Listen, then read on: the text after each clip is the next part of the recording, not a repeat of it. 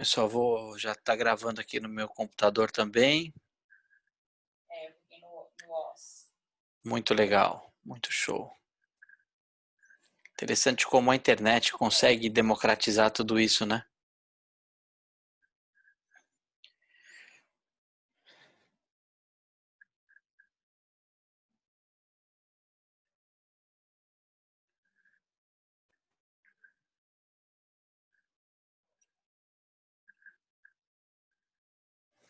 A Sônia também está entrando, Sônia de Caxias do Sul, né? Médica lá de Caxias do Sul. Não sei se a Sônia está de plantão hoje, o Covid tinha abduzido a Sônia, né, Bruno? Não sei se ela já. Será que ela tá de plantão? Acho que não, hein? Acho que não. Não Corona. apareceu ainda. Corona comeu ela Não, hoje o Corona não abduziu a doutora Sônia, é isso aí. lá. Corro. Bruno, show de bola. Vamos começando então o nosso Falando do seu bate-papo? áudio. Oi? Podemos começar. Então é isso aí, vamos lá. Pessoal, muito boa noite para vocês. Sejam bem-vindos aí a mais uma discussão aí do nosso programa, do programa Pen Expert. Então, nós pegamos, né, um pouco aí do nosso curso, algumas aulas para poder estar discutindo e mostrando para vocês um pouco do que nós entendemos aí com relação Vou ao pôr para gravar aí, tratamento. André. Já está gravando já. Você não pôs para gravar. Já está gravando. Tá. Já. Desculpa. Ao tratamento, né, no tratamento da dor, e que é uma abordagem, né, para muita Tá gente. falhando seu áudio, André. Tem alguma coisa aí errada? Tá falhando. Melhorou? Parece que sim. Acho que agora Então, então. beleza. Então, que é uma abordagem aí um pouco ampla, né, quando nós discutimos alguns conceitos relacionados ao tratamento da dor. E hoje nós separamos, né, um material bem bacana para vocês. Então, para aqueles colegas que são novos aqui, vou só me apresentar em um minuto, já passo a palavra para o Bruno. Meu nome é André, sou fisioterapeuta. Trabalhei aí por mais ou menos uns 7, 8 anos em terapia intensiva, depois migrei para a área da acupuntura, para a área da termografia, na termografia, cadeias musculares, entendendo um pouco sobre agulhamento. Ministrei alguns cursos e ainda ministro alguns cursos, né, também com relação ao tratamento de dor. Então, Tá né, falhando. eu acho que é um pouco da instabilidade da internet, né? Vamos esperar um pouquinho. Foi? Tá um pouquinho com a conexão instável, né? Deixa eu tirar aqui do Wi-Fi.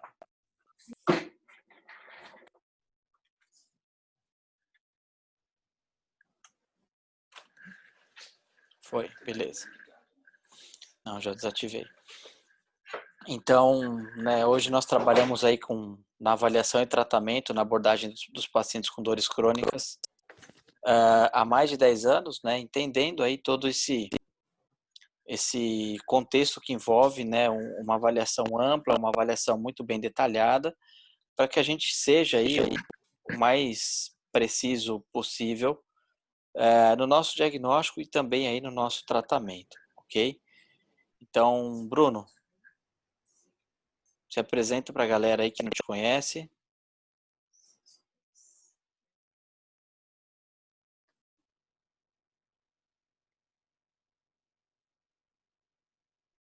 Peraí.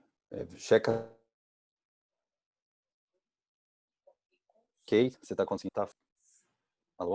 Tá ouvindo? Tá flutuando um pouquinho, mas vamos lá, ele vai estabilizar já. Tá. Veja se começar.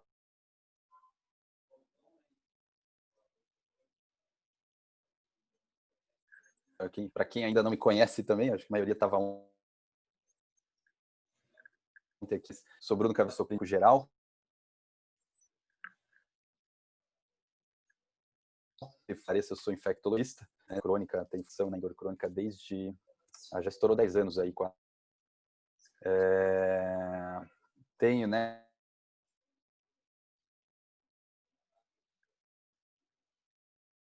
Eu fiz por muito tempo, faço até hoje terapia intensiva. Hoje posso dizer mais hobby, né? Mas isso me deu uma base muito grande na clínica, né? Então, acho que isso é um ponto que que acaba mudando muito a nossa visão, né? E o André, como fisioterapeuta, a gente juntando essa visão, isso muda muito, né? Nossa forma de atuar aí com dor crônica, né? Isso que a gente vem trabalhando e procurando construir isso daí, né? Essa forma de encarar, de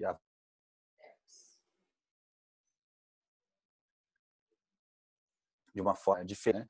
Vamos dizer assim.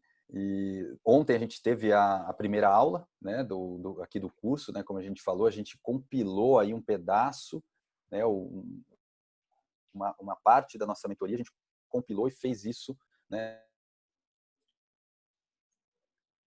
3 dias, né, de vão 6.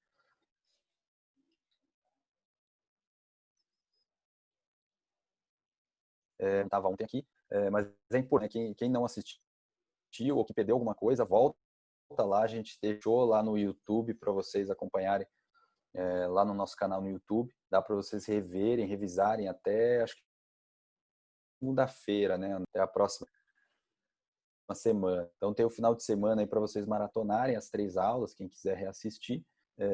Mas vale muito a pena. Quem não assistiu ainda, corre lá depois, ou ainda hoje, não sei se vocês vão estar muito cansados, ou se a gente põe essa aula, se você assiste, pelo menos amanhã já corre, já assiste, para fazer o encaixe do que a gente vai mostrar hoje aqui. Isso é muito importante, achar esse raciocínio. Tá? Bom,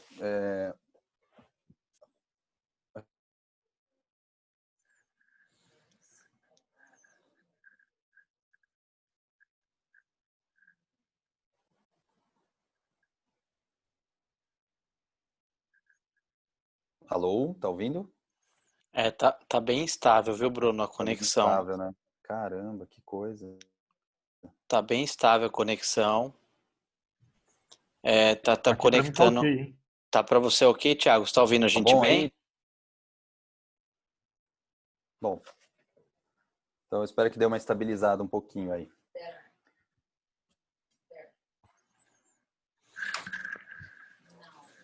A Hugo disse que tá ok.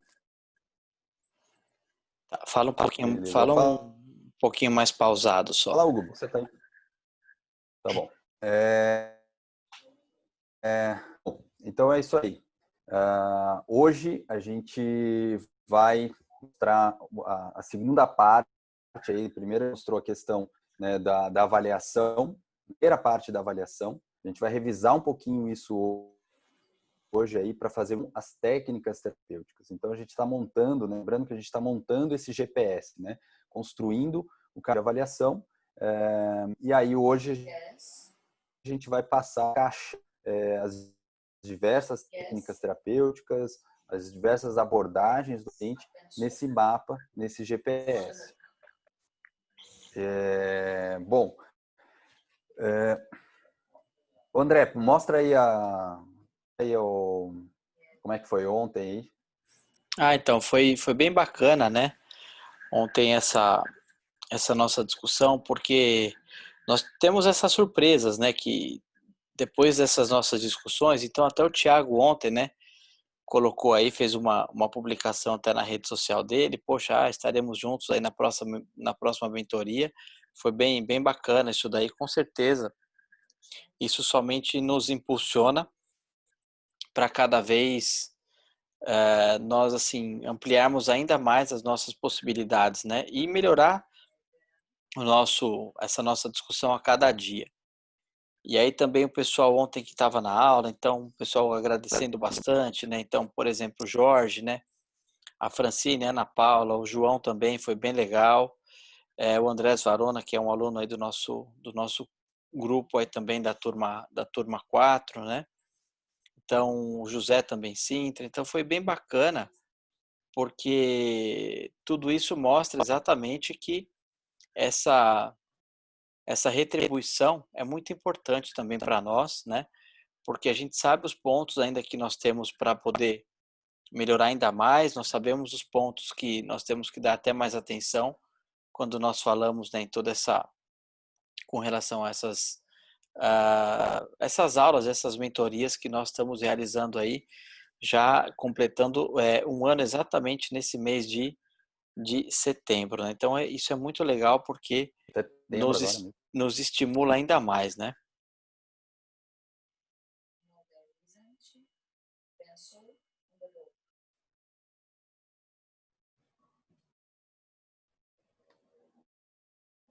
Oi, Bruno, viu aí? Tranquilo? Parece que deu uma travadinha. Tá difícil a internet hoje, né? Tá, às Tá vezes ela tá, estranho. tá um pouquinho instável. Mas vamos lá. Acho que daqui a pouco estabiliza, né? É. Eu fechei as abas que estavam abertas aqui no meu computador também. Vamos lá. Tá bom. Vou fechar aqui também. Ou é melhor, deixa eu dar só uma sugestão. Você não quer vir para cá? A gente projeta daqui mesmo? Fala daqui, sem o microfone? Melhor, né? Então, não, vem pra cá então. Ah, não, mas é que traz o computador aqui, vai. Eu tiro o áudio aqui. Beleza.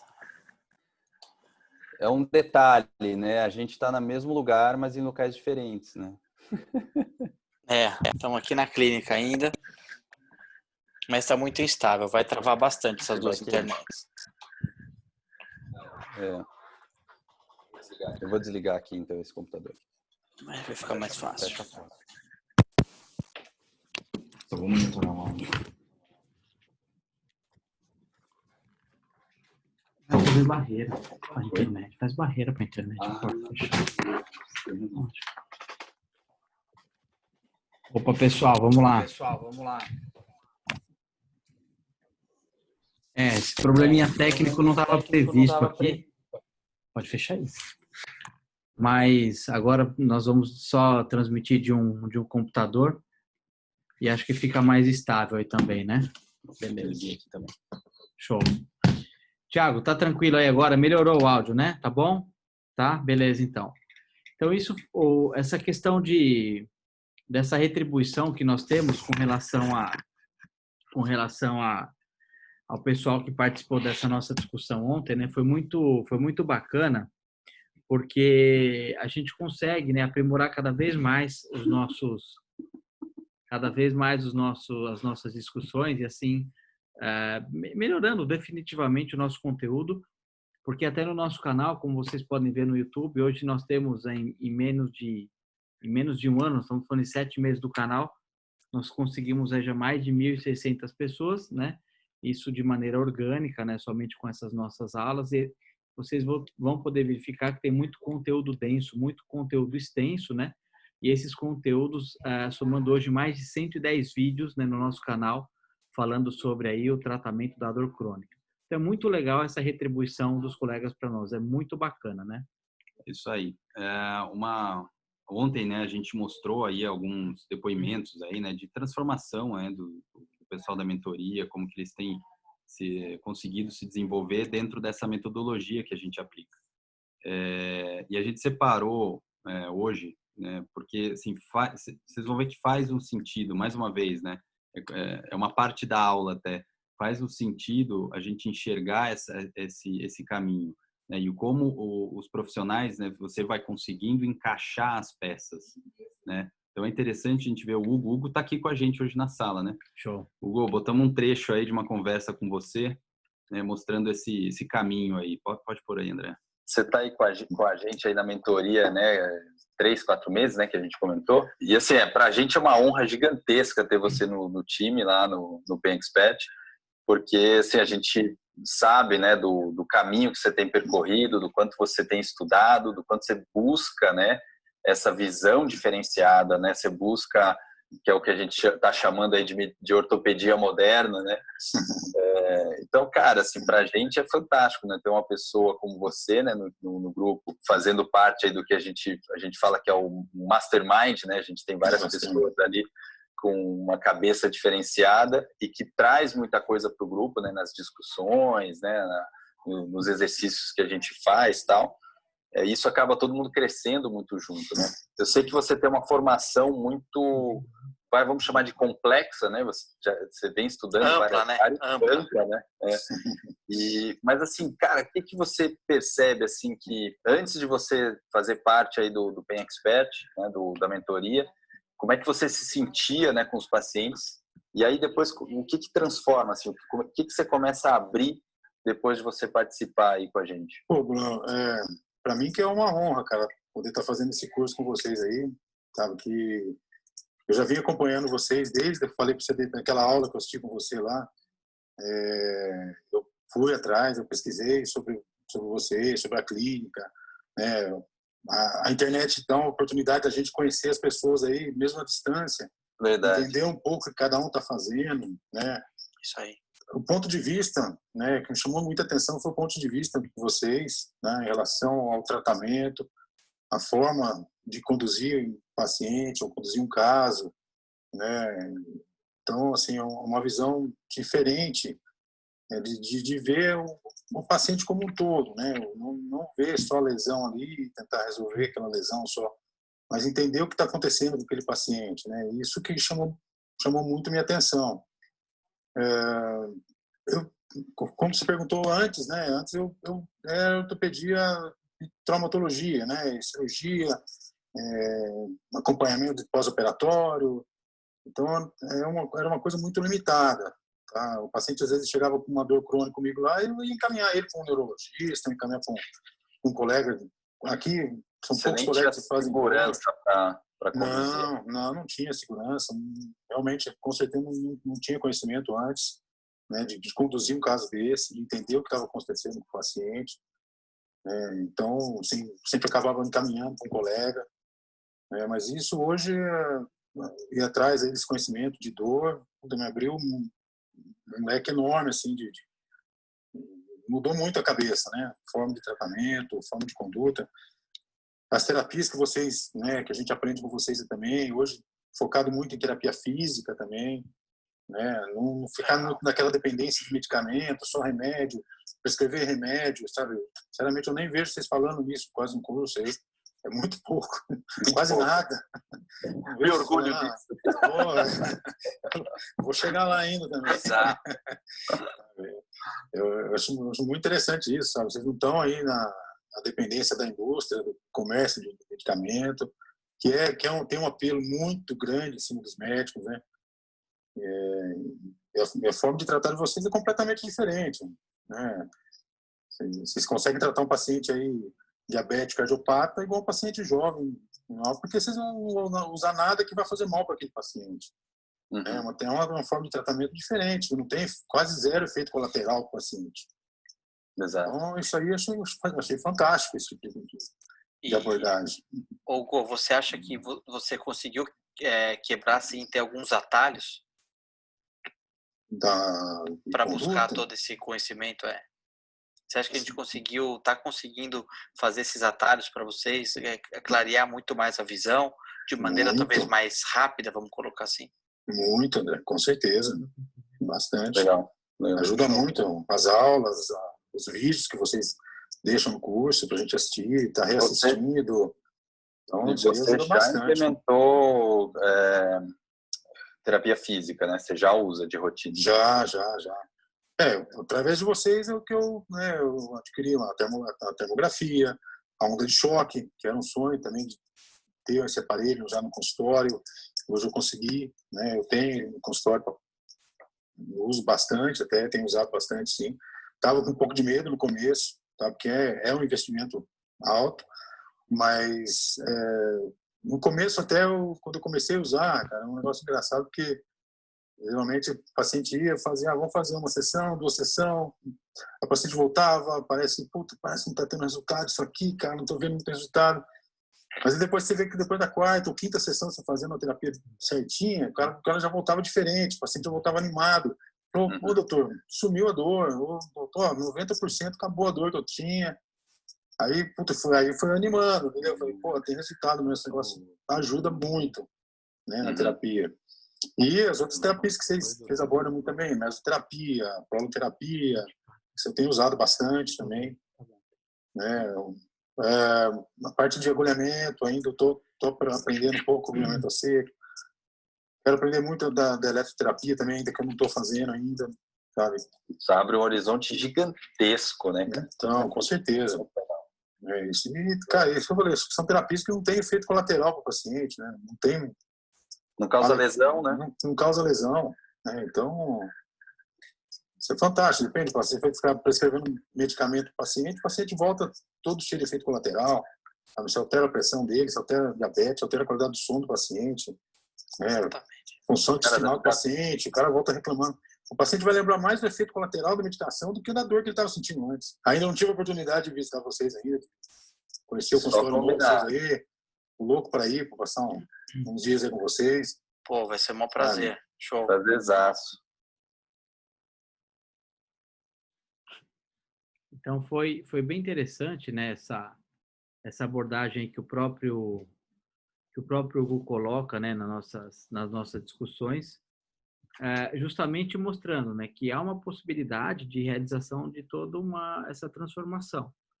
Então sair, né, daquele atendimento mais clássico, né, sair daquele atendimento mais cartesiano, vamos colocar assim, e poder ampliar, né, ampliar muito o horizonte e é o que o comentou, olha, sem uso de medicação, né? A gente consegue restringir muita coisa, muito medicamento, né? Porque você tem que dar condição para o paciente responder àquela determinada terapia. Então, para isso, né, nós criamos como se fosse uma sequência, né? Uma rota que nós colocamos aí para o tratamento preciso, né? Então, essa sequência vocês estão conseguindo verificar aqui. Então, nós temos alguns canais de comunicação. Então, por exemplo, né, os canais nossos, mais Instagram, YouTube, né, alguns e-mails e tal. Nós fazemos aí alguns workshops também relacionados, né, para o paciente com dor. E aí vem o programa, né? Vem o programa mesmo, né, do diagnóstico e tratamento preciso, com diversos métodos terapêuticos, né? Então, mostrando desde a avaliação, desde a primeira abordagem, algumas técnicas como, por exemplo, agulhamento seco, termografia, ondas de choque, as aulas de ozonoterapia, intradermoterapia. Então, é um conjunto de técnicas que aborda desde uma avaliação, exames complementares e também o tratamento. Então, pode ir, vai lá. Não, é que assim, esse, né, o que está com o programa aí é o que a gente que é a mentoria mesmo, que é o que o Hugo faz parte. Ele até está aqui, a Cris também, né, está aqui, que é aluno da mentoria. E essa é a escadinha, né, que a gente tem, né, de conhecimento. Então, depois, né, da mentoria, a gente está aí agora construindo o grupo, né, do pessoal que está se formando aí da primeira turma e que tá aí montando agora o que a gente está chamando aí de mastermind, né, que são os experts que já estão subindo de nível aí, né? Então, é uma forma que a gente hoje, né, abre esse conhecimento. Aqui a gente, né, trouxe aí uma parte, né, dessa escada, né, mais para cima para vocês, justamente para criar essa rota que a gente vê o Hugo fazendo já, né? Tá junto com a gente está ajudando, né, nesse processo, fazendo junto esse processo, né? E a gente está trazendo aqui também para vocês essa oportunidade de ter acesso a esse conhecimento, né? A gente abrir a nossa caixa preta para vocês também terem reconstruir alguns caminhos, né? Algumas sinapses aí na cabeça para poder fazer essa diferença, né? Olhar o paciente de outra forma e colocar dentro desse caminho diferentes formas de tratar, né? Abrir essas possibilidades. Então, é esse o trajeto que a gente está fazendo aqui. Então, somente recapitulando, né, um pouquinho da nossa discussão de ontem, né? Então, quais são, assim, os erros mais comuns, né, mais frequentes relacionados à medicina da dor? Então, nós, né, colocamos de maneira muito clara, muito objetiva ontem, abrimos muito, né, essa discussão. Por exemplo, os questionários de avaliação. Então, é só um resumão do que foi discutido ontem. Então, o questionário de avaliação, nós não conseguimos integrar todas as informações.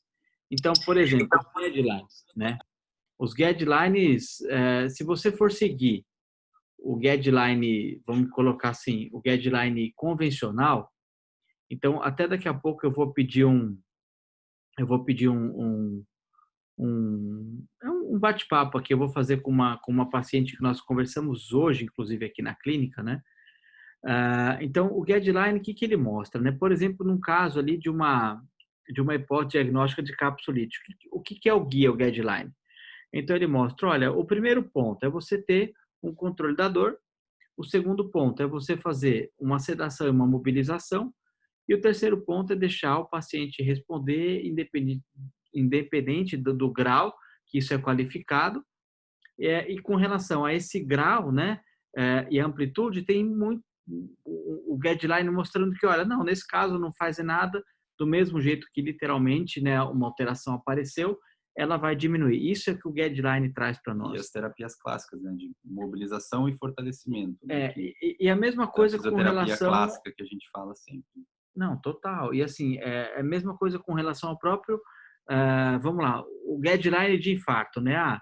O guideline de infarto chegou com dor precordial, ele fez no eletro supra de ST, colheu troponina, vai para a hemodinâmica e tal. Então, o passo a passo, o protocolo, né? É muito complicado quando nós falamos isso no tratamento de pacientes com dor. Porque não dá para seguir um passo a passo, não dá para seguir um protocolo, né? Porque é um paciente complexo, né? A avaliação é complexa. Imagina, né? assim, você usou o exemplo do infarto. Você tem um paciente que ele simplesmente infartou porque ele tem uma doença cardíaca. Mas e se ele tiver diabetes, se ele tiver Alzheimer, se ele tiver várias outras complicações, uma tireoidopatia, e aí? Muda bastante o tratamento. Então, muda... Quem segue só o padrão, segue o padrão e esquece das outras coisas. Quando nós falamos até na evidência, né, então, de todas as condutas que são realizadas na cardiologia, por exemplo, a gente fala em 8%. 8% tem nível 1A de evidência. Tem nível 1A de evidência. É muito baixo perto dos procedimentos que são realizados. 1% deve ter nível 1A de Se evidência. tiver. Então, assim, falando... vou fazer a evidência, né? O uso de estatina. Né? Os cardiologistas nada contra, mas assim, adoram o uso de estatina. Poxa, estatina piora muito a dor neuropática. E será que ele diminui tanto assim a mortalidade para todo mundo fazer uso de estatina? Então, isso é muito discutido. É muito legal discutir sobre isso, porque a gente consegue ampliar e ver N possibilidades, né? As escalas de dor. Então, você tem lá uma escala de dor neuropática, por exemplo, né? Uma DN4. Então, é complicado, não dá para seguir para todo mundo. A escala de dor LANS também. Então, você vai lá, vai passar um questionário e vai ver. Então, isso é tudo muito subjetivo. Formatado para pesquisa. Né? Formatado, isso que a gente frisou muito ontem. Totalmente. Formatado para pesquisa. Exatamente, formatado para uma pesquisa. E quando nós falamos, né, no controle de laboratório, né, é tudo protocolo. Então, o mesmo sexo, a idade de tantos a tantos anos, né? E um detalhe, para a pesquisa, a gente tem que lembrar o seguinte, você tem que cortar muita gente para poder fechar o estudo, né? Fechar o N, o sujeito que você vai estudar. Então, você vai jogar fora muita gente que poderia se encaixar naquele processo. Porque você tem que ser muito específico nesses questionários. Então, na prática clínica, você pode jogar fora pacientes, né, ou pessoas, né, que estariam com um problema que esse questionário se propuseria a avaliar. Então, você tem que ter muita noção de que você está usando coisa de pesquisa, o objetivo é outro, não é clínico, é pesquisa. Exatamente. A mesma forma, né, Bruno, com relação a conceito, né, de sensibilização. Isso a gente martelou bastante ontem, né, que é o conceito de acoplamento com o sistema autonômico, que é a base para fazer de sensibilização de via. E que raramente, eu me arrisco a dizer que 99,9% das vezes você não vai ouvir esse conceito num curso padrão de dor. Não se fala desse conceito, se fala das vias de dor, ascendente e descendente, modulação na medula, né, sistema modulatório descendente, e acaba aí. Né? Acaba aí. Para por aí. Os testes físicos, a mesma coisa, então, até vai ser um tema, né, que nós vamos trazer para vocês daqui a pouco, os principais, como nós fazemos essa abordagem, né? Isso tudo baseado até no próprio exame de termografia, então mostrando que você tem uma possibilidade de guiar esse tratamento e a própria imagem termográfica, ela vai te direcionar para o exame, tanto um exame ortopédico quanto também um exame neurológico, né? Então, os bloqueios testes, a mesma coisa, então nós também vamos abordar daqui a pouco com mais calma isso com vocês. E essas ferramentas, né, possíveis de não utilizar métodos para quantificar dados clínicos. Então, isso é muito importante, porque se você não sabe das ferramentas que tem para você quantificar o seu resultado, como que você pode estimar o seu tempo de tratamento, como que você pode estimar ou escolher a melhor conduta ou a melhor terapêutica para aquela determinada enfermidade. Então, isso nós vamos bater muito também daqui a pouco com vocês. E um dos principais pontos também é integrar tudo isso. Então, ontem nós discutimos mais quais foram esses erros mais frequentes, né? Para hoje poder mostrar como fazer também essa integração. Hoje, né, o que a gente recheia esse GPS, como rechear esse GPS, e amanhã a gente vai martelar muito, até com muito caso, né, para você entender como fazer isso daí, né, fazer essa conexão Essa de forma união. mais exata. A E, gente vai chegar lá. antes de eu iniciar esse nosso próximo slide aqui de discussão, então, né, eu até mandei uma mensagem hoje, porque nós discutimos muito numa avaliação que tivemos com uma paciente nova hoje, nossa aqui na clínica, nos conhecemos hoje, né, já podemos colocar isso que nós colocamos em prática, e eu até pedi uma mensagem, falei, olha, Sibeli, se você se importa de contar a tua experiência, o que você passou? Não, de maneira alguma. Então, Sibeli, se você puder abrir seu áudio, e qual foi sua impressão quando você viu o trabalho que nós realizamos para poder fechar um raciocínio clínico? Boa noite a todos, tudo bem? Prazer estar aqui falando com vocês. Bom, eu recebi uma indicação aí do André e do Bruno, de uma grande amiga, e resolvi ver o que era, mas achei que eu ia encontrar uma medicina convencional. E aí a gente foi vendo diferente, né? Eu sofro há 4 meses de dor, muita dor, dia e noite, diagnosticada como capsulite, e levei os exames para eles olharem, enfim, a minha ressonância. E quando eu me deparei com uma situação totalmente diferente, quer dizer, uma consulta diferenciada, em que eu não fui tratada simplesmente de olhar um exame e chegar a uma conclusão e um tratamento protocolar, ou seja, igual a todos os outros. Eu me senti tratada como uma pessoa diferenciada, como eu, Sibeli, como uma pessoa única com o meu problema. Então, foi visto vários pontos, achei muito diferente, inovador, me surpreendeu bastante. Então, a dor que eu sentia já hoje, e há 4 meses venho sentindo, hoje, olha aqui, ó, André. Aqui, Bruno. Que show! Já tá bem. Já tô até podendo levantar o braço. Muito legal. Então, assim, tá muito bacana a gente poder se sentir que está sendo tratada realmente, ou sendo olhado de uma forma diferente, como uma pessoa única que tem um problema e que não pode ser tratada de forma protocolar. O que você aprendeu para um é para todos, não é. Eu tenho outras particularidades, outras situações, outras causas, outro efeito, e é assim, realmente foi uma coisa fora da caixa, totalmente diferenciada. Essa foi a minha experiência de hoje, passando aí para vocês. Que legal. Bom, legal aí. Nada ensaiado, inclusive assim, ela já deu a aula, acabou, né? Acabou, Acho que já não falou mais nada. Conta, tá? Depois eu mando a conta. Show. Então, foi bem interessante, porque é exatamente isso. Eu vou até passar para o próximo slide, porque assim, né, quando nós falamos, né, com relação a todos esses aspectos, né, então, o que envolve, né, esse nosso raciocínio baseado para o atendimento dos pacientes com dor crônica. Então, primeiro, quando nós falamos aqui em exame físico, né, então nós temos que considerar alguns pontos, né. Primeiro ponto, uma história clínica muito bem detalhada, né, então colher todos os dados possíveis dos pacientes com calma, com tranquilidade, mostrar quais são os principais pontos, a histórico, se há ou não histórico de trauma envolvido nesse processo, fazer uma união e o mapa dos exames laboratoriais com os exames de imagem, lembrando que tudo isso tem que ocorrer de maneira casada, né? Não dá para a gente falar isso de maneira isolada. Então, tem que mostrar realmente, e a própria história clínica já te leva para uma rota, já te leva para um raciocínio, e nesse raciocínio você vai conseguindo concluir todas, né? Fechando todo o quebra-cabeça que envolve essa primeira abordagem, porque nós não conhecemos o perfil do paciente, nós não sabemos se o paciente ele está afim de uma melhora importante ou não,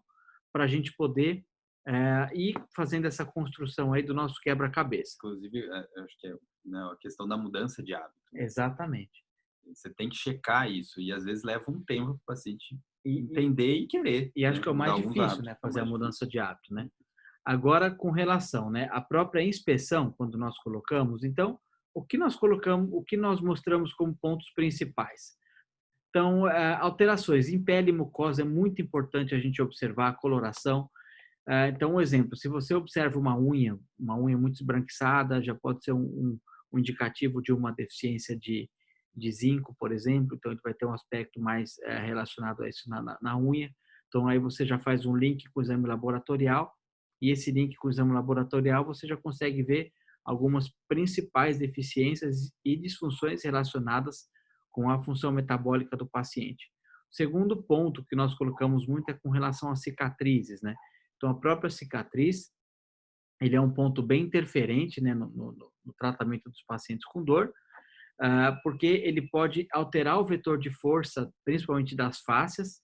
Então, a fáscia no adulto é o maior, é um tecido que é o grande reservatório de água do nosso corpo. É um tecido que estimado no adulto em torno de 20 quilos, né, o que se estima sobre fáscia. Então, toda vez que você tem uma alteração ali de cicatriz, você altera um vetor de força. Então, eu digo assim, não é incomum vocês encontrarem um paciente que fez abdominoplastia e esse paciente ter incontinência urinária. Não é incomum, porque a força que teria que ser direcionada para L3, ela é direcionada para o períneo. E essa força sendo direcionada para o períneo, o músculo fica tão forte que ele acaba enfraquecendo no segundo momento, e aí o paciente começa a ter perda de urina aos pequenos esforços, perda de urina na tosse, no espirro e assim por diante. É a mesma coisa os pacientes que fazem algum tipo de procedimento estético na região da face, né?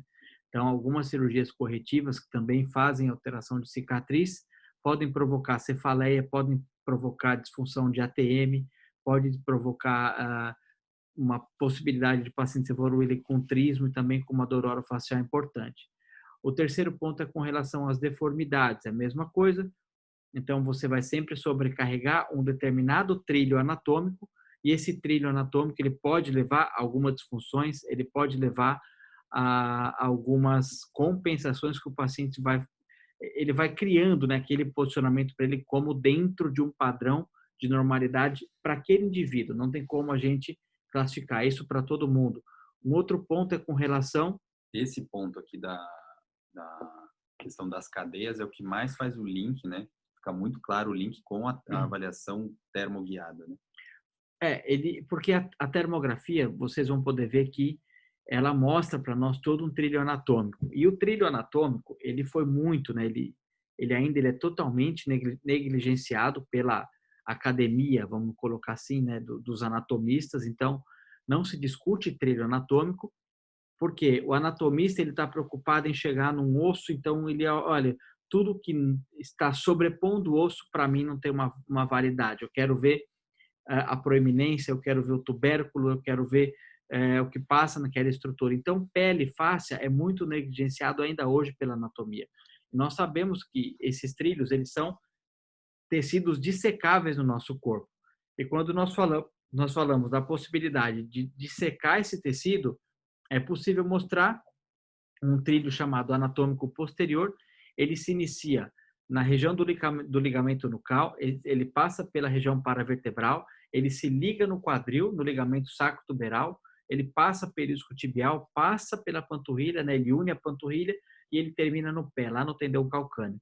Então, toda vez que você faz qualquer tipo de manipulação na região cervical, por exemplo, na face, você pode ter uma repercussão na região do pé. Então, o paciente ele pode evoluir com uma fascite plantar e, na maioria dos casos, a fascite não está isolada no pé. É muito comum fascite plantar você ter repercussão em todo o trilho anatômico, quiçá em raiz nervosa. Esse ano, por exemplo, a gente não pegou nenhuma fascite do pé. Todas as fascites foram da coluna. Né?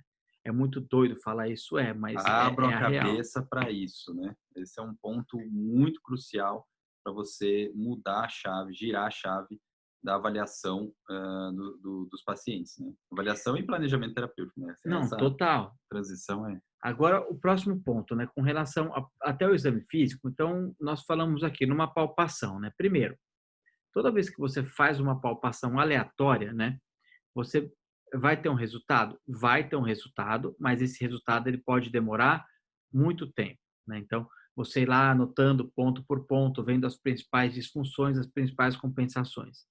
Agora, o que nós mostramos, quando você faz a interpretação de um exame, e esse exame você está enxergando, né, o que você está palpando, qual estrutura que você está querendo provocar.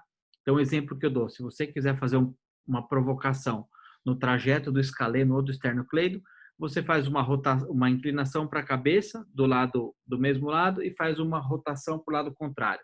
Você expõe o trajeto que você quer. Então, fica muito mais fácil de você realizar todo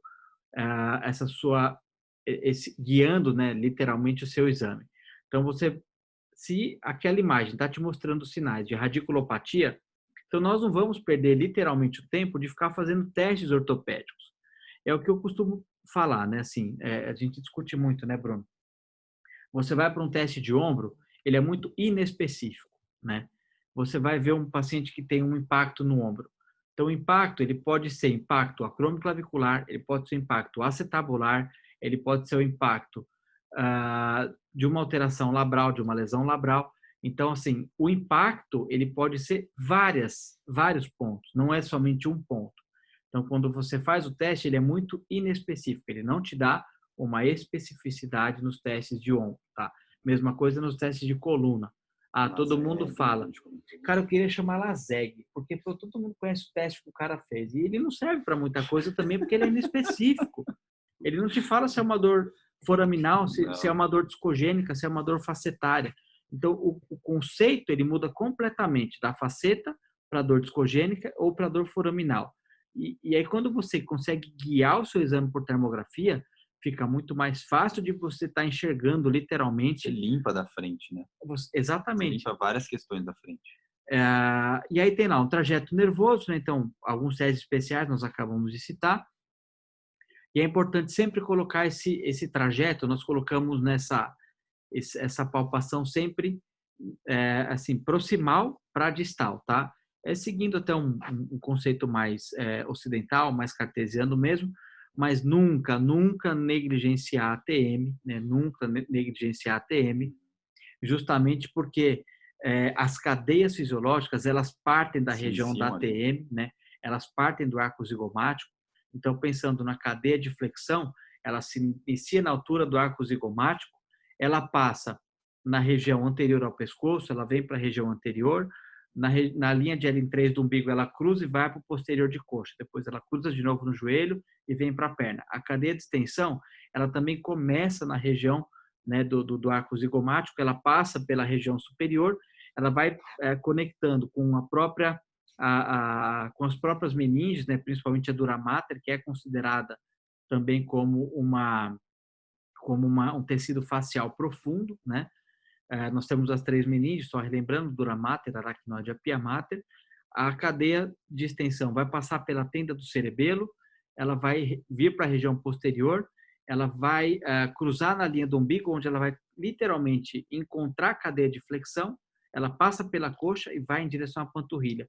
É como se ela fizesse um 8 no nosso corpo, né?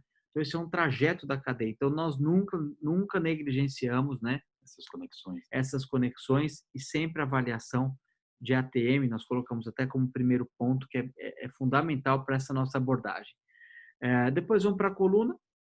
Então, seguindo também os trajetos, as principais proeminências, vendo a deficiência de amplitude de um lado para outro. Então, pode existir uma repercussão cervical, pode existir protrusão, pode existir retração de uma musculatura, lembrando que o próprio músculo escaleno, ele por conexões de face se liga no reto abdominal, o próprio quadrado, né, região do quadrado lombar vai se ligar por uma transmissão de força na região do glúteo. Então, tudo que você faz na região da coluna lombar, que envolve o quadrado lombar, o ligamento iliolombar, ele vai repercutir diretamente para o glúteo. Então, por transmissão de força. Até a própria loja renal, visualizada no ultrassom, ela também começa a ficar alterada, porque existe a conexão de fáscias em todo esse trajeto, né? Depois vamos para cotovelo, punho. As alterações de quadril é bem interessante, então verificar abertura, fechamento de ilíaco, sempre é o que nós colocamos. Os testes de pinçamento, de rolamento, para você enxergar ali um quadro de uma neuropatia, de uma irritação de raiz. Vamos para o joelho e depois finalizando no tornozelo. Mas tudo isso é um mapa mental que nós colocamos, mas se você tem uma queixa, né, de uma dor lombar, por exemplo, nós guiamos muito isso, muito por termografia. Nós colocamos até uns exemplos aqui para vocês verificarem esse nosso raciocínio.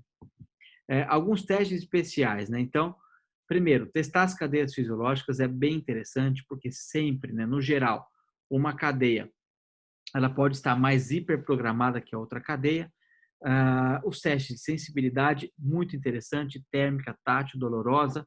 Os principais reflexos, então, que nós sempre acabamos mostrando. O estilo radial, bicipital, trispital, patelar, né, o aquileu, são os principais que nós acabamos mostrando.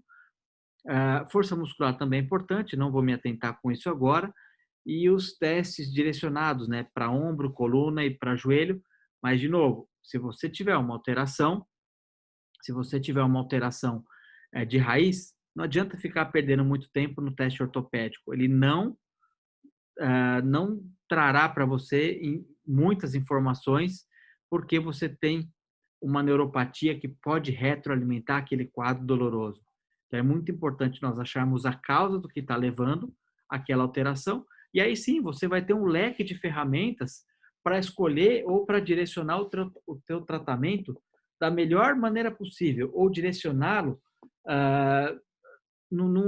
assim, para você combater de maneira muito rápida o seu inimigo, né? Então, você escolher entre, por exemplo, ferramentas para dor, vamos colocar algumas, métodos físicos, né? Ondas de choque, você tem resultado para dor. Eletroterapia, eletroacupuntura, você tem resultado para dor. Laser terapia, mesma coisa. Terapia neural, a mesma coisa. Intradermoterapia, também melhora a dor.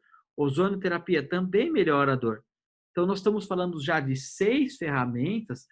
Uma radiofrequência também melhora a dor. Né? Falando um pouquinho da intervenção, né?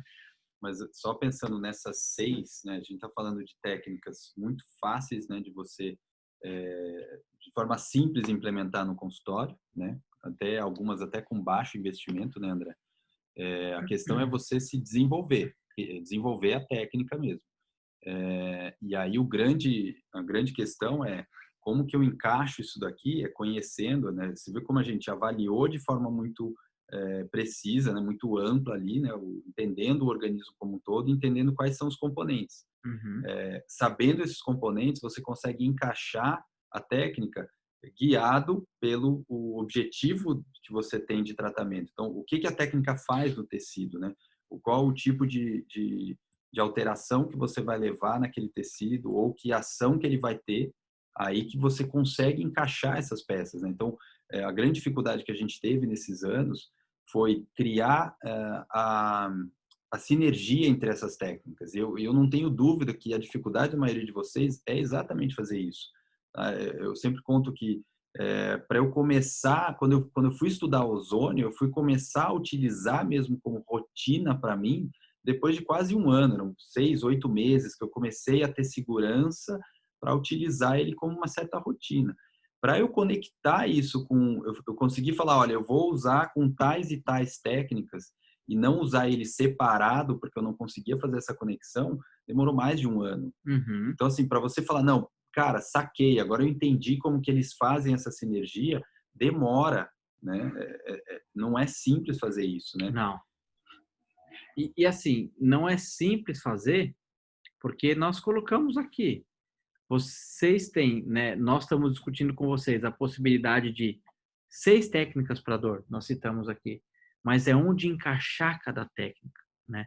É onde indicar a melhor técnica para aquela determinada disfunção. Esse é o pulo do gato. Então, ondas de choque vai ser bom para todo mundo? Lógico que não. Terapia neural vai ser boa para todo mundo? Também não. Ozônio, todos os pacientes vão responder absurdamente bem com ozônio? Lógico que não. Por Então, isso você tem que conhecer como indicar para a quem? ação Exatamente. e quais são as limitações, né? Lógico. E aí você tendo ferramentas para você qualificar e quantificar.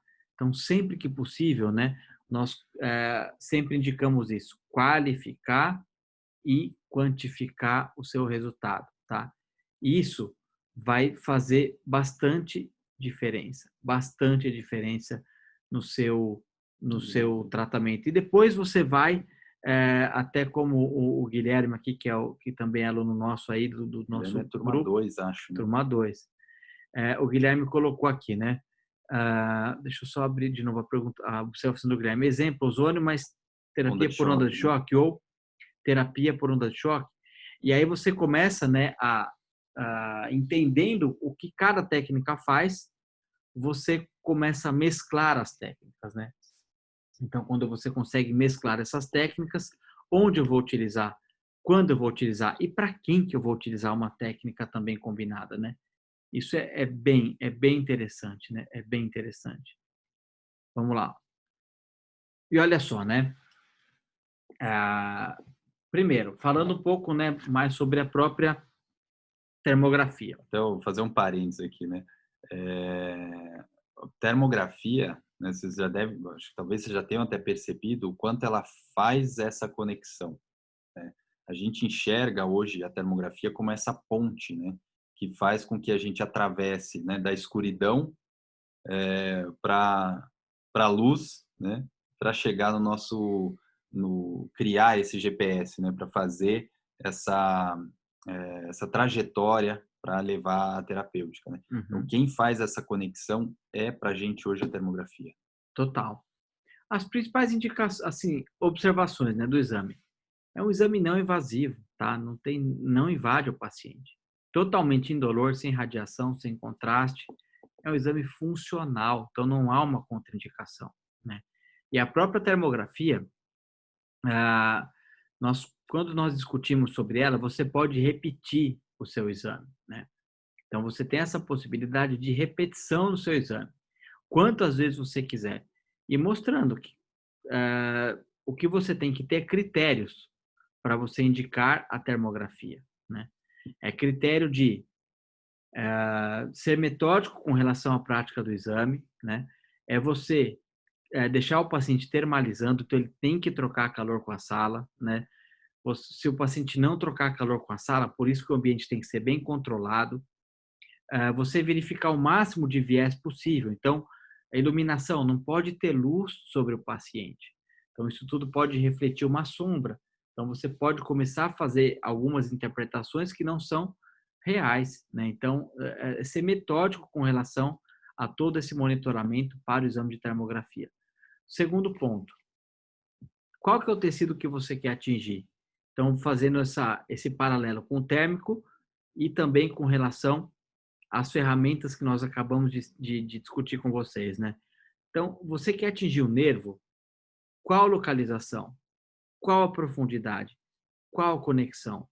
Pensando no tronco da raiz cervical, você tem comunicação dos nervos ali de C2 de C1 com C2, de C2 com C3 e assim sucessivamente passando por toda a região da coluna. Então você vai tendo todo esse trajeto em diferentes posicionamentos e em diferentes profundidades. Agora com relação aos músculos, né? Qual que é o músculo que eu quero atingir? Eu quero atingir um piriforme, então qual que é a melhor técnica que vai me levar até chegar próximo do piriforme? Então, vou fazer uma aplicação de laser terapia. Será que você consegue atingir a região do piriforme, que é tão profunda? Eu quero atingir o ligamento iliolombar. Como que eu vou atingir esse ligamento? Com qual ferramenta que eu vou utilizar? Quem que me permite chegar àquela determinada profundidade? Aí vale lembrar uma questão que a gente sempre fala. Você falou assim, bom, eu quero atingir um tecido profundo. Se eu tiver a única técnica que eu tenho desenvolvida for laser, perdi. Né? Então, aquela velha história que eu sempre falo e vou martelar isso sempre. O André também, que se você só tem martelo na mão, tudo que você tiver na tua frente vai ser prego e você vai usar só aquilo. Você não vai ter raciocínio, né? Você não vai construir isso. Uhum. Então, ter né, se você se colocar como eu sou especialista em tal coisa e só usar aquilo, só fazer aquilo e se prender aquilo, você vai sim ficar extremamente limitado, é fato. Ah, mas essa técnica é a melhor do mundo, ok, mas vai te limitar em algum momento ou em vários momentos, né? Exatamente. Ouço a mesma coisa. Então, eu quero recuperar uma fratura. Poxa, peraí, tem que ter um campo magnético. Então, é o que vai, né, o que vai melhorar ali toda a reorganização das cargas, né? Se você tem um perfil de cliente, né, de paciente que tem muito fratura, lesão condral, esse tipo de perfil, mesmo sendo um pós-operatório que tem, né, muito dentro da ortopedia, você não pode, né, ficar sem campo magnético. Campo magnético se utiliza para fratura, né, principalmente osso, mas você pode utilizar em outras alterações, mas osso, né, se utiliza o campo magnético principalmente média e alta energia desde o século XV. Tá? Isso já tem tratados, né, de altíssima qualidade escritos desde o século XV. Cara. Então, não tem como a gente ficar sem essa técnica, principalmente quando você tem esse perfil ósseo, né, assim, de lesão óssea. Exatamente. E assim, qual o método, né, que você mais utiliza para os tratamentos, né? Então, primeiro, é um método físico, né? Qual que é o método físico que você utiliza? Então, é um método medicamentoso ou você trabalha tem pessoas que só trabalham com movimento. Então, se você tem muitos colegas, educadores físicos, alguns fisioterapeutas, né? Tem até alguns fisiatras, que olha, o tratamento para o meu paciente ele é o movimento. Mas tem que ter sempre uma conexão, né? Então, de você enxergar isso de maneira muito mais ampla. Então, você vai ver o físico, né? Você vai ver o metabólico, né? E você vai ver o espiritual daquele paciente, né? Tem uns pacientes que não vão querer melhorar de jeito nenhum e que aí a gente acaba fazendo alguns encaminhamentos, mas, né? Essa possibilidade de você unir todos esses métodos, e quem te dá muita segurança é até o próprio exame termográfico. Ele te dá muito, muito essa segurança. Até porque você estimula, né, o tecido, vamos dizer assim, né, você estimula para aquela resposta, né, do tecido, e a termografia vai te trazer. Ela é muito sensível, então ela pode te trazer em uma semana, 2 semanas, você visualizar esse paciente lá que tinha uma lesão de uma raiz, né, uma radiculopatia, uma raiz irritada, e em 2, 3 semanas de estímulo você começa a ver isso equalizando. E clinicamente você enxerga a resposta. Então você passa a ter um parâmetro extremamente fidedigno, vamos dizer assim, né, que te traz uma resposta tecidual e você consegue checar isso clinicamente. Né? Então vamos usar até a Cibele aí que está com a gente. A gente pode na próxima semana revisar ela e conseguir ver uma alteração já na termografia e clinicamente ela pode sustentar essa melhora, né, depois de alguns testes que a gente fez. A gente não fez terapêutica, a gente fez testes, né? Bloqueio teste, né? Que é o que a gente colocou de bloqueios testes, é exatamente o que a gente fez hoje. Então, nessa primeira avaliação, que a gente sempre coloca, fazer os bloqueios testes, fazer alguns testes terapêuticos que você consegue ter até uma ideia, né, de que o caminho que você começou a construir, ele pode sim te trazer esse resultado. E com o passar das avaliações, né, dos cortes de avaliação que a gente faz, que você vai fazer também, você vai visualizando essa melhora, né? Então, e aí você tem um parâmetro, né, que é mensurável, né? Totalmente. E aquilo que nós colocamos, né, tem até essa animação na tela de porque nós não conseguimos conectar aquilo que pesquisamos no laboratório, né, com o que vemos todos os dias em nosso consultório. Justamente quando você tem um foco de pesquisa, né, principalmente pesquisa, você não está na linha de frente dos atendimentos. Então, nós não conseguimos fazer essa conexão. Então, de novo, trabalhar com as escalas, trabalhar com as possibilidades que você tem de aplicação de alguns questionários na nossa prática, né, na prática clínica, isso não funciona muito bem, né? Não funciona muito bem, porque, de novo, nós temos que olhar a pessoa ou paciente por paciente, né? Então, o paciente José é o paciente José, então ele tem que ser visto de maneira personalizada, né? De maneira individualizada. Isso, com certeza, vai fazer toda e total diferença na sua conduta, no seu manejo, na sua observação. Então, nós temos que focar muito hoje, cada vez mais, nessa questão de personalização. E olha só que interessante, né? Quando nós citamos, né, um pouco do exame termográfico, né? Qual que é o principal ponto? Que ele é o exame comparativo, tá? Ele é o exame comparativo. Então, justamente para ele ser um exame comparativo, eu sempre vou buscar as assimetrias, né? Ou seja, tudo que está diferente de um local para outro, perfeito? Então, se vocês observarem, na região, por exemplo, da coxa, eu vejo que eu tenho uma coxa simétrica. Se vocês observarem a região lombar, eu tenho aqui uma imagem um pouco mais assimétrica do lado esquerdo comparado com o direito, né? A região da panturrilha. Então, todas essas estruturas, né? Elas têm que ser submetidas ali a uma comparação. Então, você vai fazer, no primeiro momento, uma análise qualitativa, né? E no segundo momento, você vai fazer uma análise quantitativa. Então, quando nós falamos em análise quantitativa, você vai ter ferramentas, e essas ferramentas, né, pode ser um quadrado, pode ser uma elipse, pode ser uma linha, pode ser um ponto. Você vai comparar um lado com o outro. Então, até 0,3 graus, ela é dentro de um padrão normal. Acima de 0,3, nós começaremos já a pensar nas disfunções, de leve para moderada, de moderada para importante, e uma disfunção importante, no geral, acima de 1 grau de temperatura, né? Então, vejam o seguinte, o joelho, né? O joelho não existe nenhuma estrutura que aumente a temperatura, a não ser em casos patológicos, porque todas as estruturas, elas são frias, né? Então, pensando no tendão patelar, pensando no menisco, pensando na própria patela, que é um osso, eu não tenho uma temperatura aumentada, exceto nos casos de doença. Então, se vocês estiverem diante de uma ruptura de um ligamento cruzado, por exemplo, eu vou ter alteração de temperatura.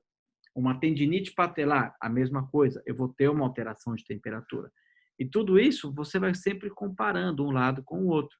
Então, é saber utilizar uma escala correta, né? É saber fazer um posicionamento correto para aquela estrutura que você quer visualizar. Então, nessa imagem, por exemplo, tanto anterior quanto posterior, eu não tenho uma imagem nítida para eu ver um trajeto de supraespinhoso. Então, eu não tendo trajeto de supraespinhoso, eu tenho que pedir um posicionamento chamado jumping. Esse posicionamento, ele acaba, né, sendo demonstrado. Você pede para o paciente fazer uma flexão de tronco, ele abaixa a cabeça, você vai ter acesso ali no mesmo plano, né, 90 graus de todo a região do supraespinhoso. Eu quero ver a região medial de joelho. O ideal, o paciente vai pisar, né, em uma escadinha, ou vai fazer uma flexão ali uma flexão de quadril, para você visualizar a região medial de joelho. Então, posicionamento, né, ele requer prática. Posicionamento, ele requer treinamento. E quando você faz um paciente, é mais tranquilo. Você fez o segundo paciente, é mais sossegado. E aí você vai ter depois o 20º paciente, vai ficar muito mais fácil. E quando chegar no 50º paciente, vai ficar muito mais fácil ainda, ok?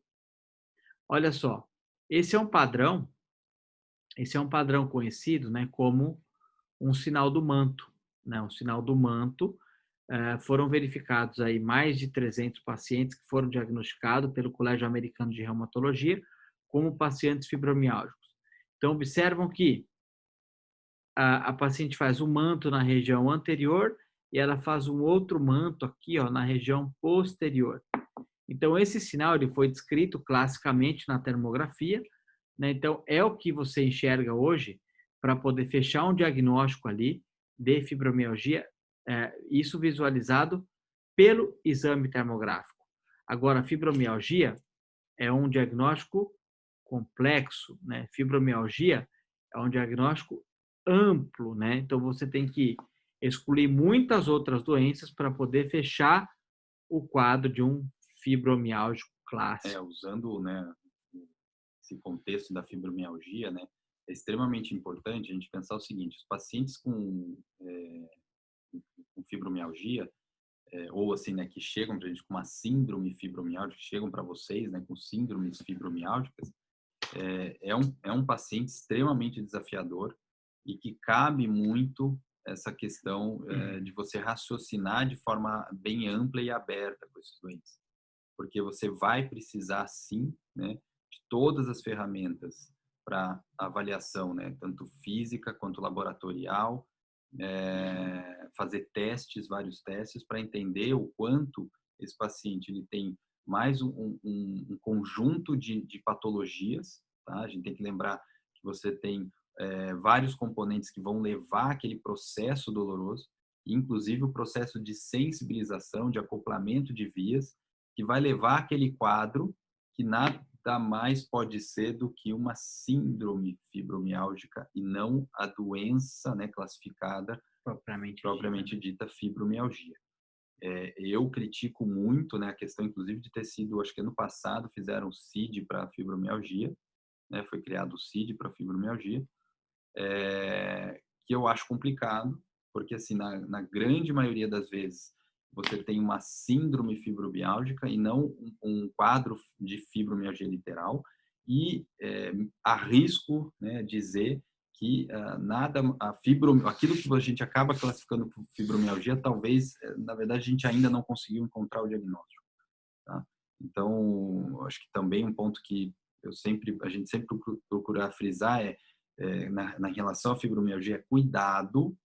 Fibromialgia é armadilha. Né? Cuidado, não crie rótulos e estude esse paciente, vasculhe esse paciente. É bem provável que existam coisas escondidas, né, na fisiologia, na bioquímica, vamos dizer assim, desse paciente, na genética, na estrutura, né, tem patologias por trás aí. E olha que interessante, esse é um outro caso clínico que nós trouxemos aqui para vocês, mostrando de uma paciente que já veio, né, já veio rotulada, já veio diagnosticada como fibromialgia.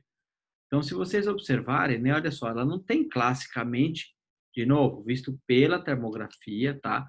Ela não tem um sinal do manto clássico específico na região anterior e também não tem esse sinal clássico na região posterior, né? Então, é interessante, porque é uma paciente que fazia uso de ansiolítico, é uma paciente que fazia uso de antidepressivo, né? E assim, isso já de longa data, não era, né, uma paciente que fazia uso há pouco tempo do medicamento. E olha só, o que nós estamos diante, né, de um caso que nós estamos bloqueando, né, o que o cérebro mais gosta de fazer, que é a neuroplasticidade. Então, nós estamos fazendo esse bloqueio de neuroplasticidade. E aí nós discutimos muito, beleza, e agora? O quanto que essa paciente vai responder? Ou quanto que o cérebro dela vai responder? O que vocês observam, olha aqui, um pós-operatório tardio, né, que ela tem uma hiperradiação na região da mama esquerda, que evoluiu, né, há uns 10 anos atrás com câncer de mama.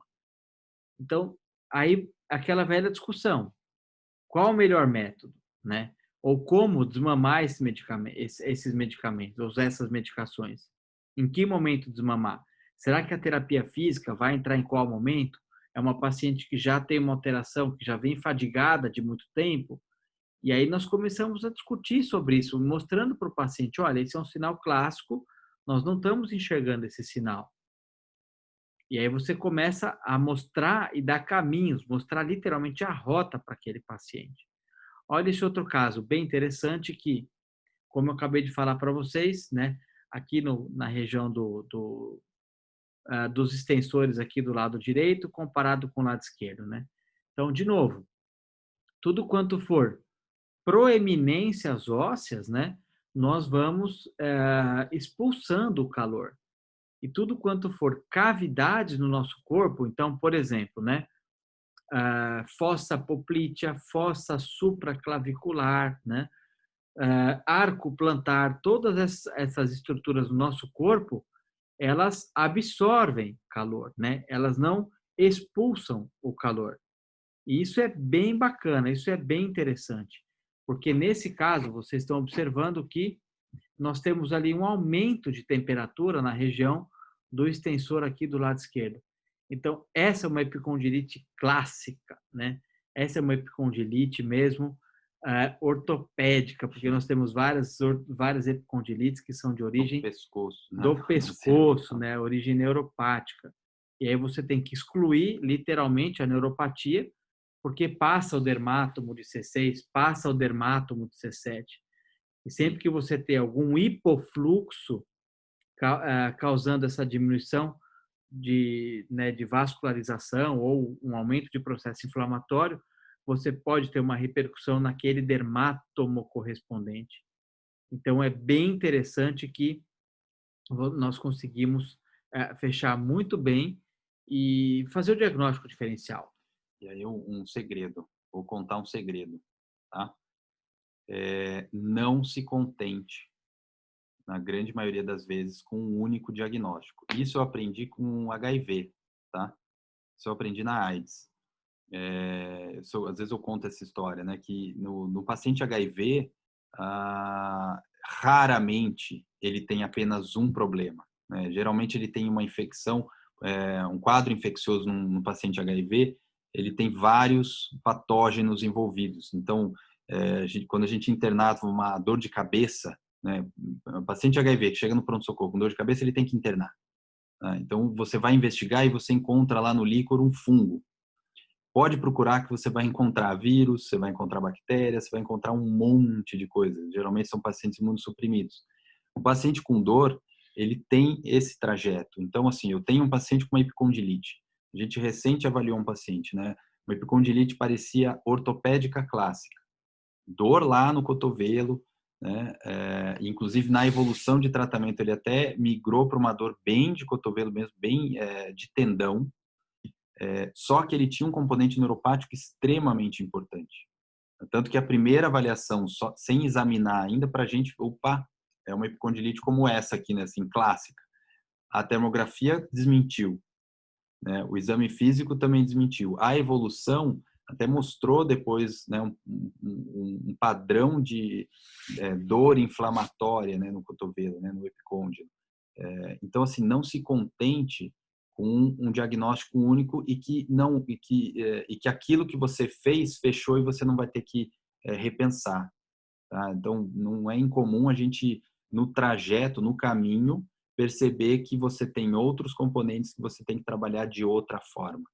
Tá? Acho que muitos de vocês, espero que todos vocês já tenham conseguido entender até esse momento o quanto que quando você faz esse processo, você começa a construir, você começa a entender o que o paciente trouxe, o que aquela pessoa trouxe para você, você consegue entender, puxa, é algo mais superficial, eu consigo trabalhar com laser, que ação que o laser vai ter? Ele vai aumentar a produção energética no local, eu vou diminuir o processo inflamatório aqui, não, eu tenho mais profundo, eu vou entrar com uma onda de choque, eu vou trabalhar esse miofacial, então vou trabalhar bastante com onda de choque, vou sensibilizar esse trajeto, né? Então eu tenho que aprofundar um pouquinho mais, eu tenho que entregar uma alta energia, não adianta eu entrar com ultrassom aqui, né? Eu tenho que entrar com uma onda de choque, eu tenho um processo aqui neuropático, então eu posso lançar mão de eletricidade, por exemplo, né? Para buscar uma sensibilização, eu posso lançar mão, eu tenho um processo muito doloroso naquela região, misto.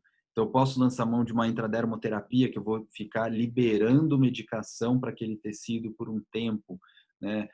Vou trabalhar um processo anti-inflamatório local, vou relaxar o músculo. Então, eu tenho mecanismos para trabalhar ali, tá? Posso trabalhar só com um anestésico para desligar acoplamento. Então, pode ser interessante em algumas situações. Às vezes, o paciente muito sensibilizado, só vou diminuindo esse acoplamento. Então, você vai construindo isso em função de o que aquela proposta terapêutica vai gerar naquele paciente, naquele tecido, naquela situação. E também não é incomum, né, André, você dar um primeiro estímulo e a resposta não vir. Uhum. Tá? O que não significa que, puxa, então não tem proposta terapêutica para esse paciente. Calma, né? Você pode ir construindo essa resposta, né, até você encontrar quem é, às vezes, o culpado, né, por aquele processo não reverter. Quem está retroalimentando aquela dor, né? Exatamente.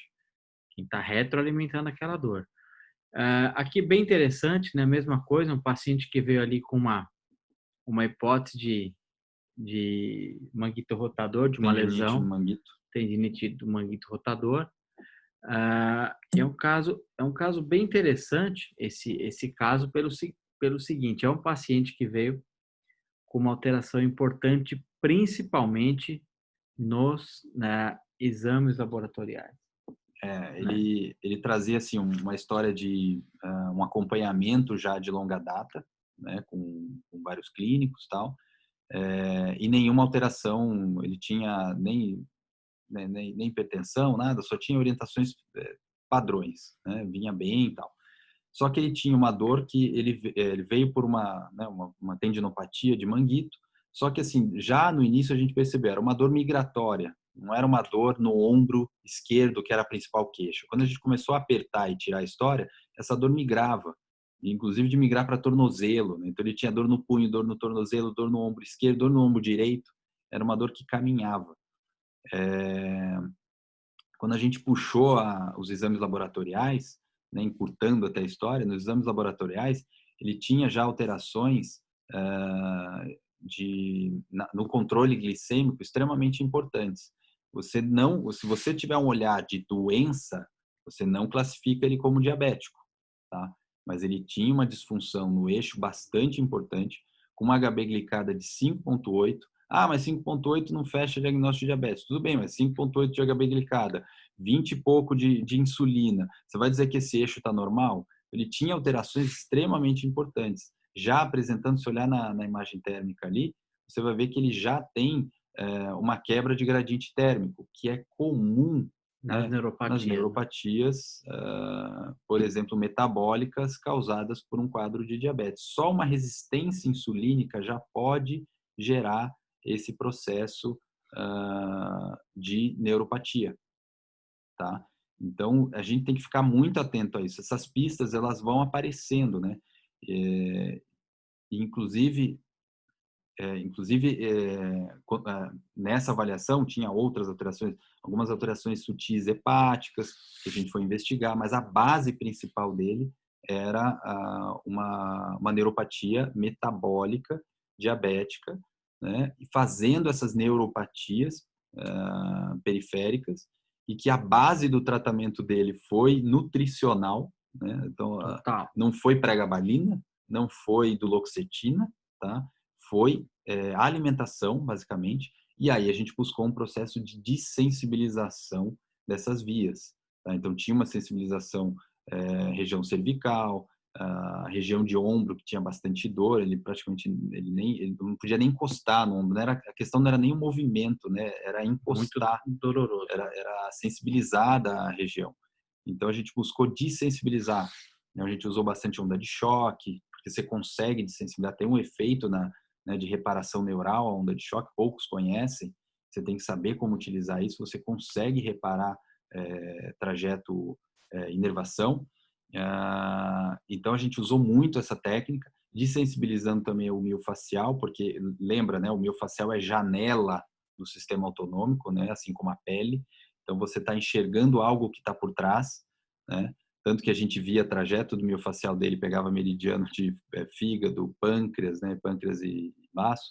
Então a gente visualiza, você pode visualizar isso na termografia dele, né? Então a gente buscou essa desensibilização, uma resposta extremamente importante. E a manutenção foi mudança de hábito. Total. Um paciente assim com uma dieta muito de italiano, né?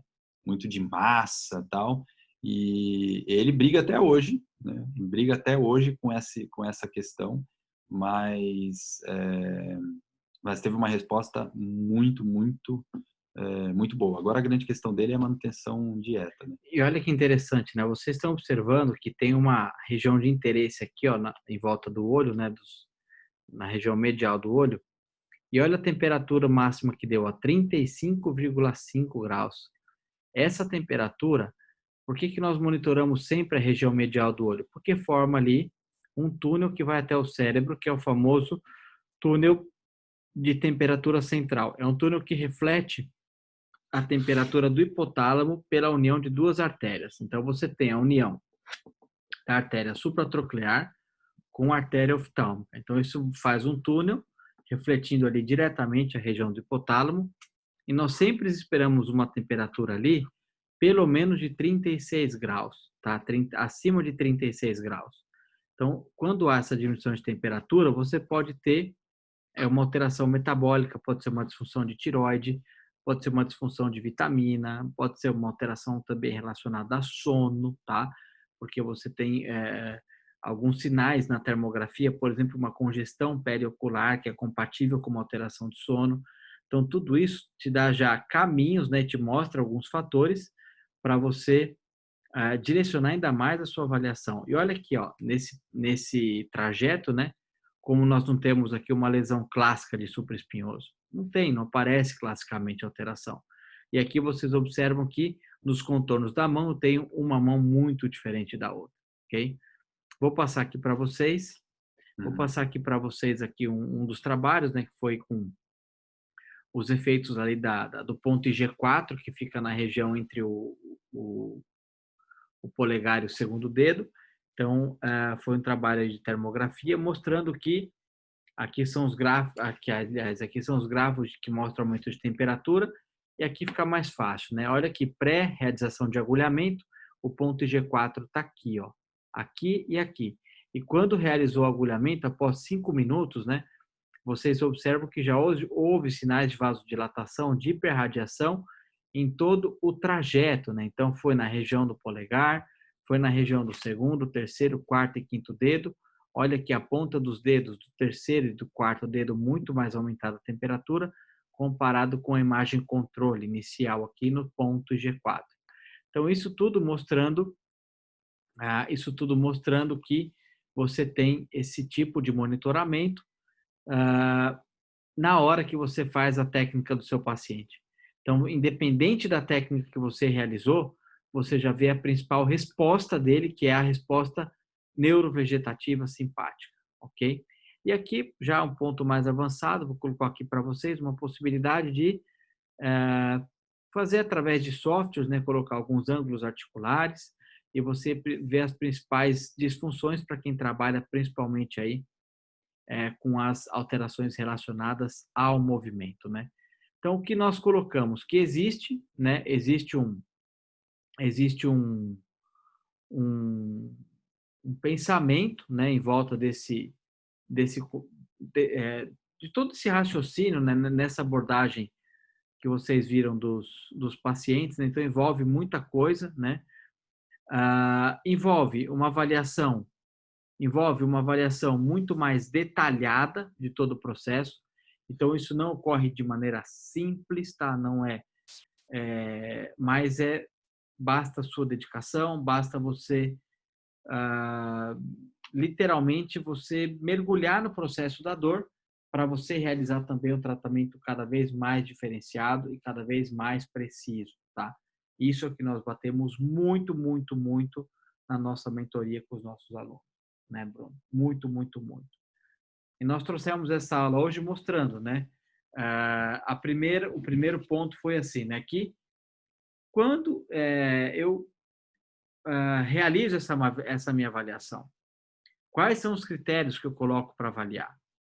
E aí, considerando os critérios, os erros comuns que são realizados ou na conduta ou na abordagem do paciente, porque nós batemos muito forte no seguinte dado, né? Se você continuar fazendo sempre, sempre, sempre as mesmas coisas, né?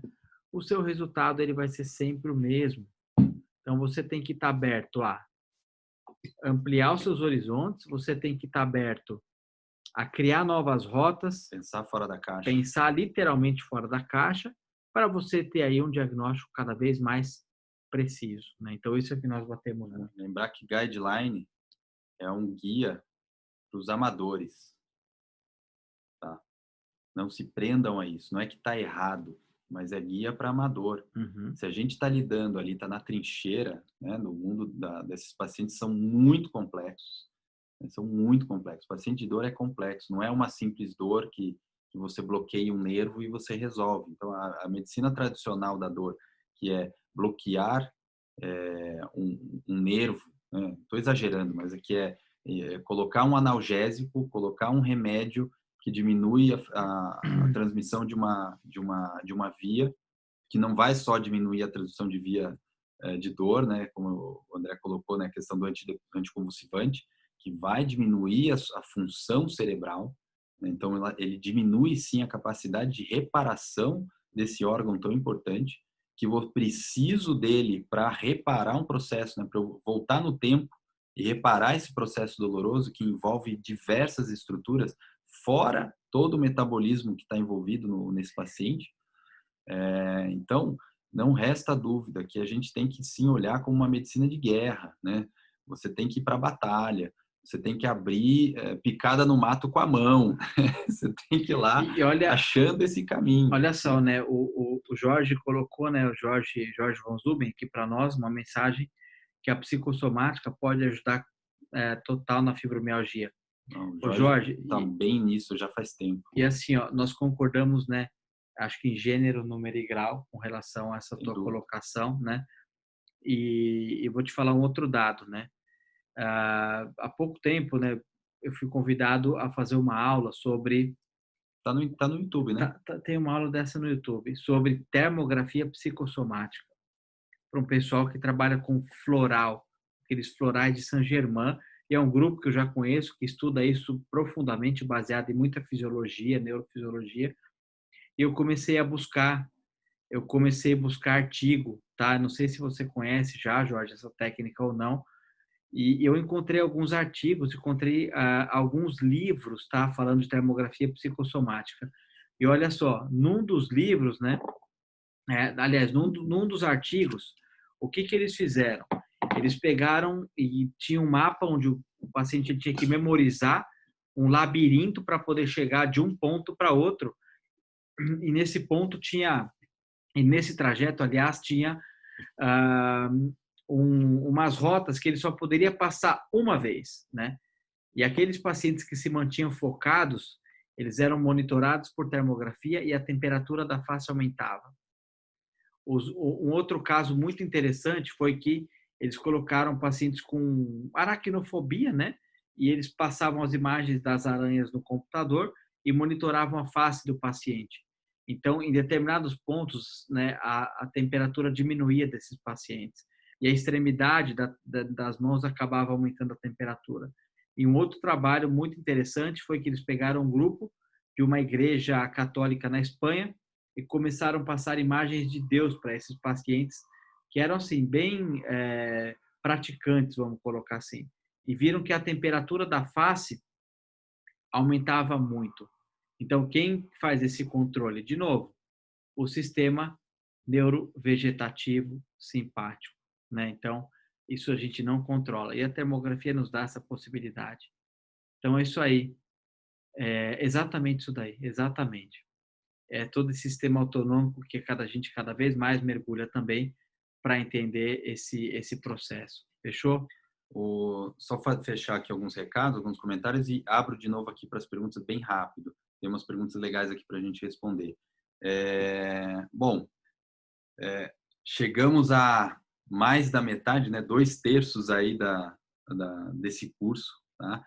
Então, acho que vocês já puderam perceber o quanto a gente está, né? Até os comentários estou vendo aqui, o quanto a gente está ampliando, né? A forma de pensar é exatamente esse objetivo desse curso, é ampliar a forma de pensar, né? Não só em diagnóstico, mas em tratamento, porque sem diagnóstico você não chega no tratamento. Então, é essa ideia que a gente está colocando aí para vocês, né? Amanhã a gente vai revisar muito isso, né? E a gente vai conversar um pouco também de próximos passos, né? Então, como que agora... Tá bom, Bruno, né, André? Vocês encheram a nossa cabeça de coisa, agora eu saí às vezes até com mais dúvida do que eu tava, né? Porque você começa... A cabeça ferve, né? Quando a gente começa a abrir né? Sempre que a gente abre a mente, né, abre a cabeça começa a ferver de informação e de ideias, né?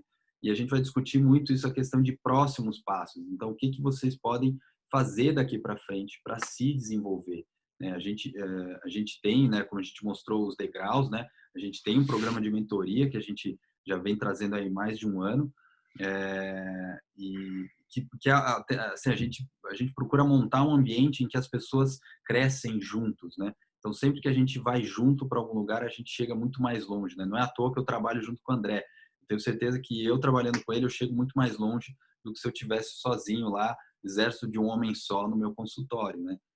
Então, vocês viram lá o quanto, né, a gente mostrou o Hugo, mostrou o Breno, o Andriolo, o Gustavo, né? Não sei se eu estou esquecendo mais alguém que a gente mostrou, a Ariane, o Leandro, todos os alunos da mentoria que claramente, né, eles foram conseguindo, né, junto, né, com o grupo, se desenvolverem e conseguir acelerar. Qual que é a nossa ideia? É acelerar esse processo, tá?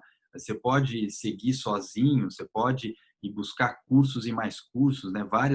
Curso tem de monte no mercado, né? A questão é a gente procurar um processo que acelere para que você não demore um ano para implementar uma ozonioterapia como a gente demorou, né? Que você em 3 meses, como a Renata, a gente não colocou o vídeo da Renata, a gente não colocou, a gente coloca amanhã para vocês verem a evolução dela, mas ela conta que em 3 meses ela conseguiu implementar a termografia. A gente mostrou aqui termografia, eu aposto que a maioria de vocês não conseguiu nem entender o que está naquela imagem, né? O André falou, claramente tem uma assimetria aqui, eu acho que muitos nem viram assimetria nenhuma ali. Aí você fala, cara, isso é impossível, isso é difícil. Cara, é possível, assim como você aprende uma prática esportiva, por exemplo, é treino. É treinar o olho, exatamente. Repetição, olhar o certo, olhar o errado, né? Aprender o patológico, aprender o normal, treino, tá? Isso existe um processo, isso é possível de ser feito. Amanhã a gente conversa mais sobre isso, tá? Respondendo aqui a pergunta do Fleury, o fisioterapeuta pode sim e deve utilizar ondas de choque, tá? Pode e deve, não é ato privativo de nenhum profissional, tá? É um método físico. É um método físico, então... A onda de choque radial, né? Radial. A onda de choque radial é um método físico extremamente seguro, feito na Europa e nos Estados Unidos por fisioterapeutas, normalmente. Sim. No Brasil ainda existe uma zona cinzenta, mas já tem liberação pelo CREFITO para que o fisioterapeuta faça ondas de choque. Uhum. Então, é sim, tranquilo, tá? Não tem problema nenhum. O segredo é você saber usar, né? Como, quando, para quê, qual a profundidade que você quer atingir, quantos disparos você quer colocar, né? Então, tudo isso é sim possível tranquilamente, tá bom? E, só na plataforma nossa de ondas de choque, se eu não me engano... 18. É teórica, né? Teórica tem 16 aulas. 16 aulas teóricas e já 2 práticas, né? Agora nós estamos em processo de gravação das aulas práticas. Já temos de agulhamento gravado, ventosa gravada, onda de choque gravada. E na semana que vem a gente vai fazer o que a gente chama de Implementation Day, né, com os alunos. Vai ser sobre os métodos, vai ser sobre agulhamento, provavelmente. Aí. Que a gente massacra os métodos, né? Exatamente. Quer dizer, um tema, a gente massacra um tema. E para sair desde o não faço nada disso até o agora eu estou fazendo. Né? E isso a gente vai passar muito, a parte prática muito da onda de choque vai nesse implementation. Isso aí. Galera, isso aí. 10 horas da noite já, 10:09, indo para as 10:10. Nós vamos finalizar mais alguma aqui. Pergunta, Se tiver alguma cabe pergunta, aí, tá? pode colocar. Quer comentar alguma coisa aí, Thiago? Thiago, pode falar. Eu falastrão da turma, né? Cara, eu não sei, eu acho que eu perdi a aula que vocês falaram sobre custos, né? Acho que vocês, se não me engano, aí tiveram umas 2 ou 3 aulas passadas de vocês que vocês falaram sobre é caro investir, né? No tratamento. Eu queria que vocês falassem um pouco sobre o custo tanto da termo quanto da onda de choque, Tá, só uma coisa. brevemente. Eu vou separar esse vídeo, então, e eu já... Não sei se todo mundo está no canal do Telegram. Quem não tiver, entra no canal do Telegram, que é muito fácil, que a gente sempre manda ali conteúdo do que está na rede social e algumas coisas a mais. Mas lá é fácil porque eu já consigo mandar, vocês já acessam rápido ali o link. Então, eu vou mandar lá no Telegram o link dessa aula que você está falando, tá? Mas vamos comentar aí a questão. Então, com relação a custo, né, Thiago, é bem interessante assim, né? Termografia. Primeiro, para que você vai utilizar a termografia? É para o seu consultório, é para a sua pesquisa na universidade. Então, isso tudo envolve, né, a escolha da sua câmera termográfica. Mas se for para uma utilização de consultório, hoje nós até recomendamos, né, uma câmera chamada C2, tá? Para quem está iniciando, tá vendo se consegue pegar a mão com a técnica. É uma câmera hoje em torno de R$3.000 a R$3.500, mais ou menos, tá? Então não é um investimento absurdo. Agora, você vai para uma câmera para pesquisa, a gente já fala numa câmera de 40, 45 mil reais, tá? Então já é bem diferente, Mas com a câmera C2, né? Ontem nós tivemos projeção de aulas de slides com a câmera C2 ontem. Então o segredo não está na câmera em si. O segredo está em você entender um posicionamento, interpretar aquele posicionamento e interpretar uma escala termográfica. Esse é o principal segredo. Agora, com relação ao onda de choque, tem hoje 3 principais marcas no mercado, tá? No mercado. E geralmente em torno de 60 a 70 mil, mais ou menos. Então, um investimento de uma onda de choque boa, tá? A partir desses 70. E que vai te entregar aquela energia. Tem equipamentos no mercado hoje de 16, 15 mil reais. Mas ele não entrega aquela energia que está sendo prometida. Então, tem que tomar cuidado para você não ter que depois fazer um reinvestimento. Aí tem muitos colegas que falam, mas é usado para estética. A mesma coisa, quando você trabalha com estética, você precisa de alta energia para tratamento. Baixa energia para estética também não rola.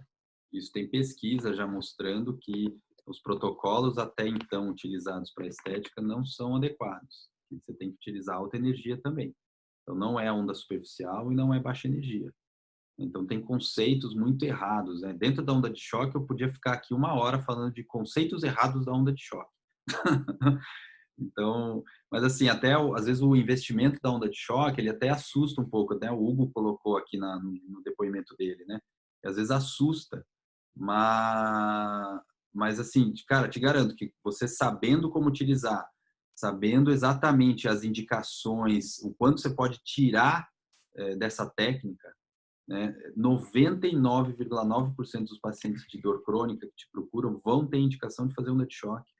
Sem sacanagem, de forma íntegra e honesta. Vão ter indicação e vão se beneficiar. E vão dar uma diferença monstruosa no seu resultado.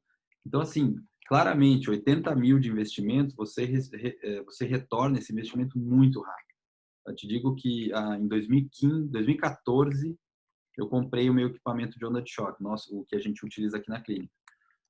Esse equipamento já começou a se pagar, ele se pagou no 2º mês de utilização. E nós já fizemos algumas simulações. Se você atender 3 pacientes por mês, você já consegue pagar tranquilo a parcela de equipamento. Se você financiar ele, né? Você vai pagar 2 equipamentos. Exatamente. Mas se você financiar ele, você falar, cara, não tem jeito, eu vou ter que financiar mesmo. Se você fizer 3 tratamentos no mês, você está pagando a máquina. Entendeu? Você está pagando a máquina. Então, assim, abre a cabeça que o investimento você consegue fazer. Tem que ter paciência, mas você faz. O Thiago atende região dele toda, cara. Referência. Nada abraçadas. Galera. Obrigado aí, galera. Ó, Thiago, mandei já lá no Telegram. Já mandei aqui essa aula aí para você assistir. Tá, manda o link para mim. Eu acho que eu não tenho, não. Disponibiliza aí o link. Do Telegram? Como é que eu faço isso aí? Entra no nosso canal entra no nosso Insta. Lá em cima tem o link na bio, sabe? Tá ótimo. Então lá na bio você já vai abrir para você clicar no Telegram. Tá joia. Obrigado aí, pessoal. Valeu. Bom, pessoal, boa noite. Então, é isso aí. Muito show. Cris, obrigado aí de novo. Pô, legal aí, Nicodemos tá aí com a gente. Terezinha, Paulo, Guilherme de novo aqui. Pô, Paulo, cara, vai ser um prazer aí te conhecer, tá bom? Muito obrigado por você ter participado aí com a gente. João também, legal, obrigado. Clodomir. Curtiu aí, Nicodemos? Andrés, João Brosso, Joãozinho tá aí. Tá o Fabrício, a Ana tá aí também, já ligo. Forte abraço, Fabrício. Valeu, galera. Obrigado. Tchau, tchau. Tchau, Sibeli. Boa noite aí. Tchau, Sibeli. Vai dormir mais tranquila com o seu ombro hoje. A gente espera. Hoje dorme. Com certeza, ó. Tchau, boa noite. Até mais. Aqui, até mais.